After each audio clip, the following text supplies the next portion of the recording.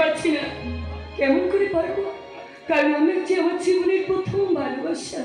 তার ভালোবাসার রঙে আজ আমার মন প্রাণ সব রাঙা হয়ে আছে। তাই তো আজও আমি আমার কাছে ভাইয়ের মতো, সন্তানের মতো। দেখি আপনি। হ্যাঁ বৌমা, বৌদির কাছে দেওয়া হচ্ছে সন্তান সমান। আমি বলছি আবিরকে তুমি ভুলে যাও। না, সেটা আমার প্রাণ থাকতেও নয়। বৌমা, আবির আর আমার সম্পর্কের ভাবনাটা আপনি আমাকেই ভাবতে দিন। আবিরকে আমি ভালোবাসি, তাই তাকে আমি আবার নতুন করে বিয়ে করতে চাই। তাই আপনার বর ছেড়ে দেওয়ার সিঁথির সিঁদুর হাতের শাখা সব আমি মুছে ফেলতে। তোমায় আমি হাত জোড় করে অনুরোধ করছি বৌমা, আকাশের দেওয়া শাখা সিঁদুর তুমি এভাবে মুছে ফেলে দিও না। স্বামীর দেওয়া সিঁদুর জন্ম জন্মান্তরের পবিত্র বন্ধন, আর সেই বন্ধন কেউ কোনোদিন কোনোভাবে ছিন্ন করতে পারে না। তাই বলছি আবার নতুন করে তুমি ওই আকাশের দেওয়া সিঁদুরটাকে। না, আমি আর কখনো কোনো দিন স্মৃতিতে সিঁদুর পরবো না। আর সিঁদুর যদি আমাকে পড়তে হয়, সেটা হবে আমার আবিরের দেওয়া ভালোবাসার সিঁদুর। অন্তত আমি জীবিত থাকতে তোমাদের মধুর সম্পর্কের মাঝে কখনো কলঙ্কের কালিমা লাগতে দেব না। এতে এতে শুধু এই সংসারের অসম্মান হবে না, সারা জগতে এই আদর্শ চৌধুরীর দিকে ঘৃণার ধুৎকার ছুটবে।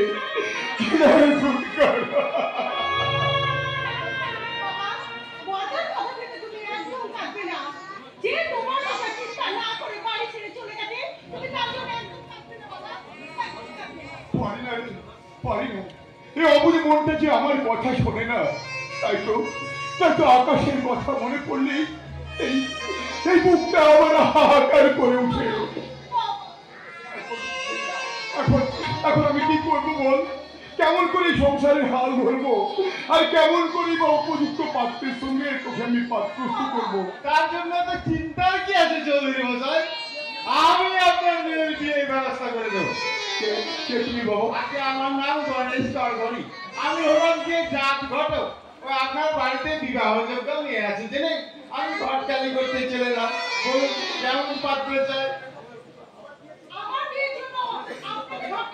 তা বললে কি হয়, ঘটকালি আমাদের জাত ভিত্তিক।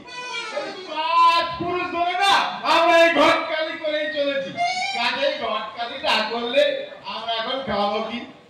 অবশ্যই পেশায় অত লাভজনক নয়, কারণ এখনকার ছেলেমেয়েরা তো নিজেরাই নিজেদের ঘটকালি করে বসে থাকে। সব মেয়েদের সঙ্গে তুমি আমার মেয়ের তুলনা করো না গণেশগড় করি। সত্যি আমার মেয়ের একটা উপযুক্ত পাত্রের প্রয়োজন। তা তোমার হাতে কেমন পাত্র আছে? আগে যেমনটি নেবেন তেমনটি দেবো। ওই জুতোর দোকানে যেমন সাইজ মেপে জুতো কেনেন, তেমনি ওই পাত্রভূমে ফিরে থেকে ওই তৃতীয় চতুর্থ পঞ্চম মানেটাও কি সোজা। আপনি 5 বার বিয়ে করে যার বলতে গেলি এমনও পাত্র আমার হাতে আছে। থাক, রসিকতা করার জায়গা এটা নয়। ভালো পাত্রের সন্ধান থাকলে বলো, না তুমি আসতে পারো। আসবো মানে? আপনি কি আমাদের জাতা ঘটাত পেয়েছেন? যেমন মাল্লু ছাড়লেন না, তেমনি জামাই পাবেন। বাঁধুন তাহলে।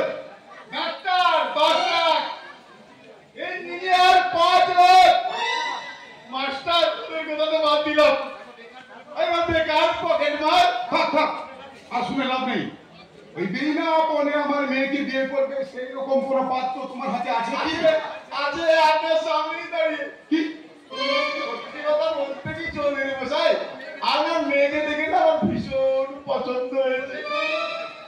বেরিয়ে যাও এখান থেকে। বেরিয়ে যাবো মানে? আমাকে কি আপনি জাতা ঘটক পেয়েছেন? মানেটা কি গলা ধাক্কা দিয়ে বুঝিয়ে দিতে হবে যে বিয়ে করতে যাওয়ার আগে আয়নায় একবার আপনি চেহারাটা দেখেছেন যে বিয়ে করার কোনো যোগ্যতা আপনার মধ্যে আছে কিনা? যোগ্যতা? হ্যাঁ, যোগ্যতা। একটা মেয়ের বয়সী মেয়েকে বিয়ের প্রস্তাব দিতে তোমার লজ্জা করলো না? তুমি কি ভাবলে যে আমি পণ দিতে পারবো না বলে কি আমি আমার মেয়েকে যাত্রার হাতে তুলে দেবো? জানলে যে সোনা রান হয় সেটা তো আমি খুব ভালো করেই জানি। তবে আমিও বলে গেলাম চৌধুরী মশাই, কোন সুপাত্র এসে আপনার মেয়েকে বিয়ে করে নিয়ে যায় দেখে নেবো। তখন কিন্তু আমার হাতে পায়ে ধরে সাদাসাদি করলে আমি কিন্তু আর হ্যাঁ বলবো না। হ্যাঁ, এটা আমি বলে গেলাম চৌধুরী মশাই। হ্যাঁ বয়স্ক বলি না। আর তাহলে আমি আমার মেয়েকে নিজে হাতে গলা টিপে খুন করে মারবো। তবু তোমার মতো ঘাটের মোড়ার সঙ্গে আমি আমার মেয়ের বিয়ে কখনো দেবো না।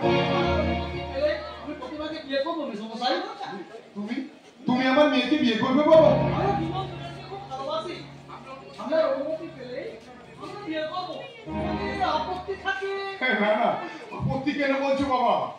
তোমার মতো হিরের টুকরো ছেলে আমার প্রতিমাকে বিয়ে করবে, এটা তো বড় সৌভাগ্যের ব্যাপার। এগুলো আমায় লজ্জা দেবেন না মেসমশাই।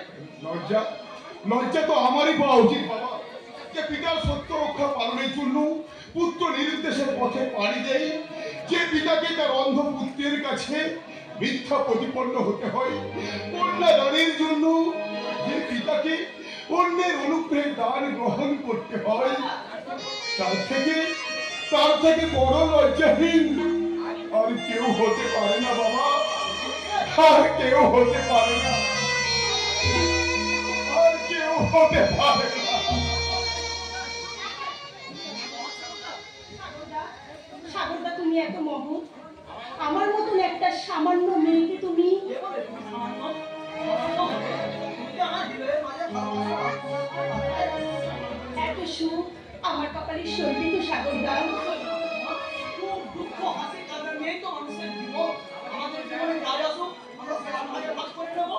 আর সেদিন আমি তোমাকে নিয়ে বলবো, শোনো বলি